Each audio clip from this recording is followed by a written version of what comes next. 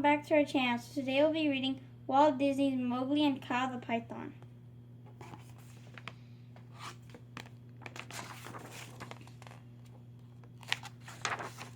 Mowgli was a boy who lived in the jungle.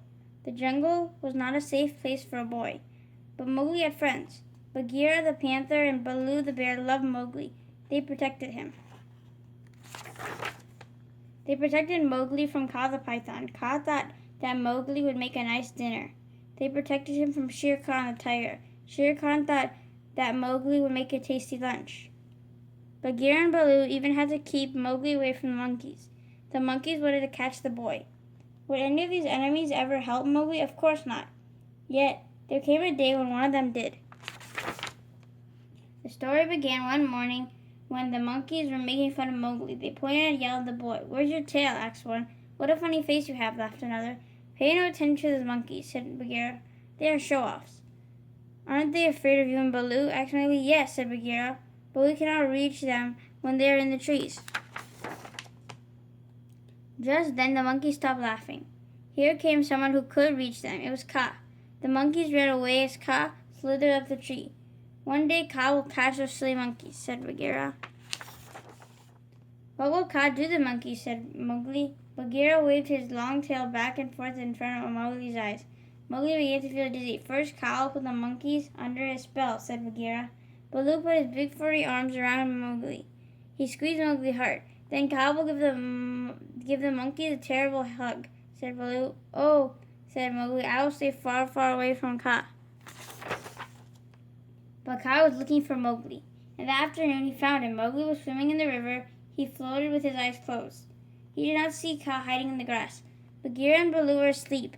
They did not see Kaa either. Quietly, ever so quietly, Kaa slid into the water. Then Mowgli opened his eyes. He was looking right at Kaa. Kaa's head waved back and forth. "You are under my spell," said Kaa. Mowgli began to feel dizzy. Then Baloo woke up. He saw Kaa with Mowgli. Baloo rushed into the water. "Scram, Kaa!" Baloo shouted. "Mowgli is not going to be your dinner today." Kaa slithered away. "Next time I will be more sneaky," said Kaa. "I will get that boy soon." "You have to be more careful," Baloo and Bagheera said to Mowgli. Mowgli did not like to be scolded. "I'm not afraid of Kaa," he thought. So the next day Mowgli went for a walk all by himself. By and by he heard a lot of noise. He stopped to listen. "What is happening?" Mowgli wondered. "I'll go see." Mowgli came to a tree full of monkeys. Under the tree was a hunter's trap, and inside the trap was Kaa. The monkeys were yelling and laughing at Kaa. "Those monkeys are brave because I'm trapped," said Kaa to the boy. "What will happen to you?" asked Mowgli. "It is Kaa's turn to be somebody's dinner," Kaa said sadly. "I can help you," said Mowgli. He lifted the latch on the trap, then he opened the door.